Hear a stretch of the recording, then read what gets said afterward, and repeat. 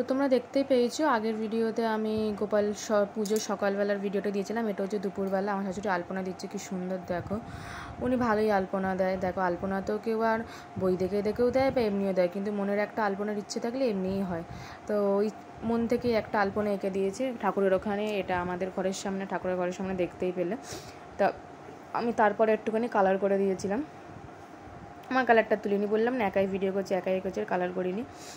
তো দেখো এখানে আমি বসে বসে একটুখানি সবজি ভেজে নিচ্ছিলাম। তো দেখো সবজিটা ভাজছিলাম, এটা কুমড়ো ভাজছিলাম, যেরকম ভাজাভুজি হয় সেরকম ভাজাভুজি করে দিচ্ছিলাম, যেরকম হয় গোপালকে দেয়। তো আমি এখানে বসে বসে ইন্ডাকশানে কুমড়োগুলো ভাজছি। আর আমার শাশুড়ি ঘরে ছিল, তোমাদেরকে দেখাবোই। দেখো এখানে হাফ ভাজাভুজি কিন্তু হয়ে গেছে, পটল বেগুন ফেগুন আলু ফালু হয়ে গেছিলো। তো কুমড়োটা বাকি ছিল, আমি বললাম তুমি এইখানটা করো, আমি কুমড়োটা করে দিচ্ছি।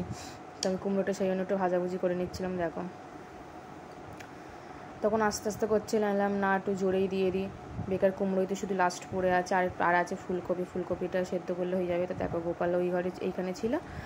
আর আমি তারপর কুমড়োটা তুলে নেওয়ার পর গরম এই জলের মধ্যে নুন আর হলুদ দিয়ে দিয়েছিলাম ফুলকপিটা ভাপানোর জন্য। দেখো ফুলকপিটা এখানে ভাপছে। আর আমি বললাম, যেহেতু আমার শাশুড়িকে বলেছিলাম তুমি ঘরে গিয়ে কাজটা করো, আমি এখানে করে দিচ্ছি। তো উনি ওখানে কাজ করছে আর আমি এখানে বসে বসে ইন্ডাকশানের এখানটায় কুমড়োগুলো ভাপিয়ে নিচ্ছি। দেখতে পেয়েছো? হাফ ভাপানো কোনো ফুলকপির তরকারিতে যাবে, হাফ ভাপানো ভাজাতে ছিল। এই যে দেখতে পাচ্ছ আমার শাশুড়ি তালে করছে কি কি করার জন্য সব মাখামাখি করছে। তো এর মধ্যে কি কি দিয়েছে বলে নেবে। কি কি দিয়েছে বলো মা? অল্প জল নিয়েছি, আর তারপর তাল দিয়েছি, আর তারপর আটা, সুজি, চিনি, একটু ভেলিগুড় আর নারকেল কোড়া। ব্যাস এই কটাই তো।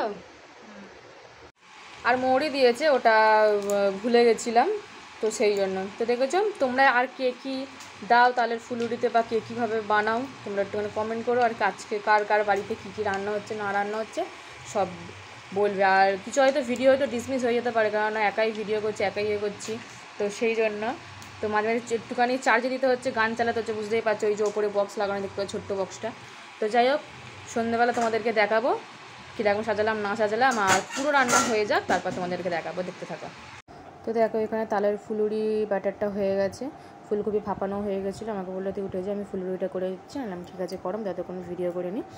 তো দেখো এখানে তেলটা গরম হচ্ছিলো, গরম হয়ে যাওয়ার পর আমার শাশুড়ি ভালো করে ব্যাটারটা যা যা বলেছিলো সেটা তোমরা শুনতেই পেলে। দেওয়ার পর এবার ব্যাটারটাকে ভালো করে একটুখানি আবার ম্যাশ করে নেবে, নেওয়ার পর এবার দেখো কড়াইয়ের মধ্যে দেবে। তালের ফুলুরি সবারই ভালো লাগে, সে বাসি হোক বা টাটকা।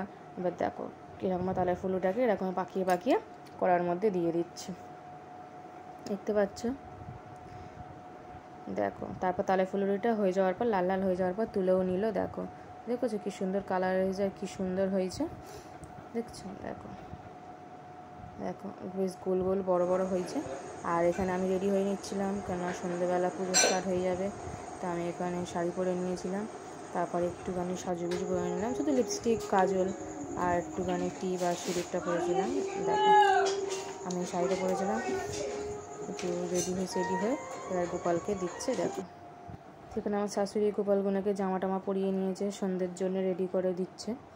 আমাদের ওখানে সব কাজ হয়ে গেছে। এবার দেখো সন্ধ্যের জন্য 3টে গোপালকে কী সুন্দর রেডি করে দিয়ে জামা পরিয়ে দেখেছো। আরও সব ঠাকুরদেরকে জামা পরিয়ে দিয়েছে, ওই লোকনাথ এইসব লক্ষ্মীকে, বুঝছো কী সুন্দর ভালো লাগছে না। এবার ঠাকুরদেরকে সাজালে দেখবি এমনি একটা মনে একটা শান্তি আসে, কত ভালো লাগে। এবার দেখো সাজুগুজু হচ্ছে। এবার দেখো আরতির জন্য প্রদীপটা জ্বালিয়ে রেখে দিয়েছিল, প্রদীপটা নিয়ে আমি এবার ঘরে এটা একটুখানি ভিডিও করে নিচ্ছি, কেননা পরে যদি ভিডিও না দেখাতে পারি। দেখো এই বড়ো থালার মধ্যে খেতে দেওয়া হয়েছিল। আর দেখো লাইটিংয়ের কাজ কি সুন্দর করা হয়েছে, দুটোর এখানে আমাদের ঘরেও লাইটিংয়ের কাজ করা হয়েছে, কত ভালো।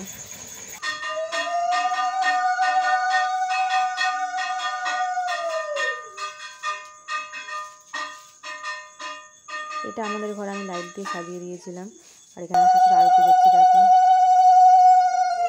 দেখলে আরতি করা হয়েছিল এখানে।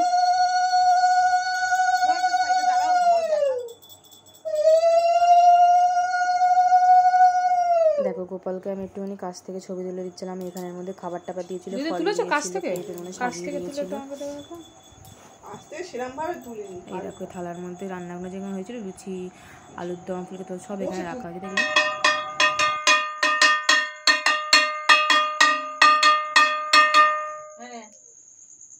এই গোপালের তাপ নে আজ হয়ে গেল। হ্যাপি বার্থডে মোমবাতি আরতি। তো এখানে আরতি নেওয়া হয়ে গেছে, মোমবাতির আরতি দিচ্ছি, সবাই আরতি ভরাতে দিচ্ছি। দেখো দেখেছো? আর এখানে আমি একটুখানি পুজো করে নিচ্ছিলাম, আর আমি একটুখানি ধূপ দেখিয়ে দিই, তো আমি এখানে একটুখানি ধূপ দেখিয়ে দিচ্ছিলাম। আর আমার বর আমাকে এখানে ভিডিও করে দিচ্ছিল। দেখো